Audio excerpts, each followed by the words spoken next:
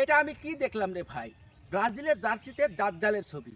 এই জার্সি নেওয়ার জন্যই কি না আমরা কাড়াকাড়ি করছি, এবং এই জার্সি কেনার জন্য আমরা লাখ লাখ টাকা কিন্তু খরচ করে ফেলি। এই একটা জার্সির দাম হয়ে যাচ্ছে 500 থেকে 700 800। সেটা বড় কথা না, দাম যতই হোক, তারা অফিসিয়ালভাবে ব্রাজিলের এই জার্সিতে দাজ্জালের ছবি লাগিয়েছে। তাও আমরা এই জার্সি কেনার জন্য হুমড়ি খেয়ে পড়ছি। তুমি যদি একজন মুসলমান হও, একজন মুসলমানের সন্তান হয়ে কোনো সময় দাজ্জালের ছবি তুমি লাগাবে না। তো এখনই আমরা সচেতন হই, ব্রাজিলের এই জার্সিকে আমরা বয়কট করি। এই জার্সিতে হবু হবু দাজ্জালের ছবি ভেসে উঠছে, আর ইসলামের শত্রু কিন্তু দাজ্জাল।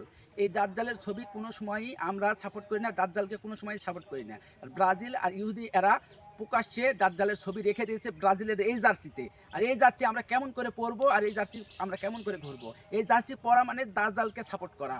তো আপনি একজন মুসলিম হয়ে কেমন করে এটা করবেন? এখন থেকে মন থেকে ব্রাজিলকে ঘৃণা করুন, আর এই দাজ্জালের এই ছবি, এই জার্সিকে বয়কট করুন, এই জার্সিকে বয়কট করুন। আমি একটা কথা দুইবার বললাম, কারণ আছে বন্ধুরা। ব্রাজিলের কিন্তু অফিসিয়াল হলুদ কালারের যে জার্সিটা, ওই জার্সিটা কিন্তু দারুণ। সব কিছু মিলে বিশ্বকাপের মঞ্চে ব্রাজিল কিন্তু একটা শক্তিশালী টিম। আর এশিয়া বলো, সারা ওয়ার্ল্ডে ব্রাজিলের সাপোর্টার অনেক বেশি।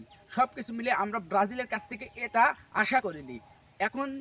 এখনই থেকেই আপনারা ব্রাজিলকে বয়কট করুন, ব্রাজিলের বিশেষ করে এই জার্সিকে বয়কট করুন।